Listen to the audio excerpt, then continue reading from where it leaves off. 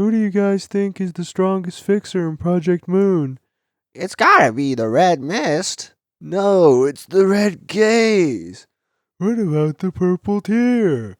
Y'all are arguing over this like Full Health Eugen doesn't just solo them all. I've been a little preoccupied these last few months with Project Moon. I started Limbus in January and Runa about a month ago, and I'm completely caught up with Limbus, and I've done all the Start of the City receptions in Runa. To be frank, I really like these games and the setting they're placed in. So this video is just going to be me talking about some things which stood out to me and I feel are worth talking about. Spoilers up to Canto 9 in Limbus and Star of the City in Runa. If you've played Limbus, you probably remember this CG. Well, lots of cool stuff here, but I want you to focus on just one part, the ArtCorp part. This is my favorite piece of art in all of Limbus. The fantasy this image sells is just immaculate. You see this imperious-looking reindeer standing with their staff, flanked by a ram and a rat at the head of this horde behind them. And unlike the other factions depicted, ArtCorp Second Pack isn't marching in formation. These three aren't at the head of an army, but rather like a moving ant colony, this teeming sea of animals. The cool factor is compounded by the falling snow, countless thousands walking through snowfall, itching for the battle to come. Especially after completing their receptions in Runa, you really come to appreciate how hard it is to wrangle this many ArtCorp animals together. You know, a stampede of constantly bickering, hyper-violent clones who are all fighting for the right to live another day.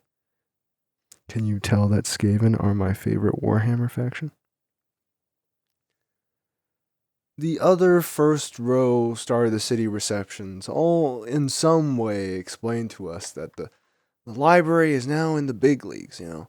The librarians now have to contend with all these massive factions resting near the top of the city. The Thumb sends a Soto Capo, a fucking underboss. We see the Blue Reverb in person for the first time, and we fight against fixer associations, whose whole specialization is attrition-based mass battles. The amazing thing about Kane Office is that they're nothing like the rest of these. Kane Office is us fighting Mr. Krabs with an iPad head and his two loyal goons. Runa is filled with all these, larger-than-life characters who go through, great amounts of melodrama. Nemo, Bada, and Martina are not those kinds of characters. All three of them are rather mundane characters with mundane concerns and mundane feelings. It makes them very relatable. Also, Nemo shares a VA with the best sinner, so, The members of Kane Office all have these charmingly simple yet distinct designs, which make them so lovable and recognizable. Martina shares top billing with Gloria in terms of distinct female character designs in Runa. Nemo, self-evidently beautiful, wonderful, exquisite, extravagant, yet refined and tasteful. His iPad face makes for some really emotive and fun moments. Bada is the most plain-looking member, but still very distinct-looking.